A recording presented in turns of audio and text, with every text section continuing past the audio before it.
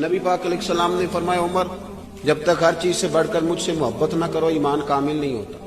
تو ہم تو بڑا نعرہ لگا دیتے ہیں، تو حضرت عمر نے کھری بات کی، کہا یا رسول اللہ ہر چیز سے زیادہ آپ پیارے ہیں، پر مجھے اپنی جان آپ سے زیادہ پیاری ہے۔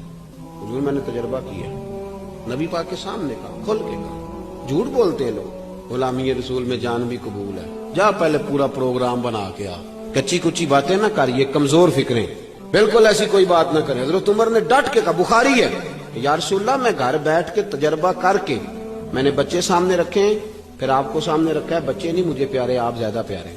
میں نے دولت سامنے رکھی ہے، پھر آپ کی ذات کو دیکھا ہے، مجھے دولت نہیں، آپ زیادہ پیارے ہیں۔ حضور میں نے برادری کی سرداری بھی سامنے رکھی ہے اور آپ کی ذات بھی، لیکن برادری نہیں، آپ زیادہ پیارے ہیں۔ یا رسول اللہ صلی اللہ علیہ وسلم لیکن جب میں اپنی جان دیکھتا ہوں نا، جان بات سچی کھری، تو حضور جان مجھے آپ سے زیادہ پیاری ہے۔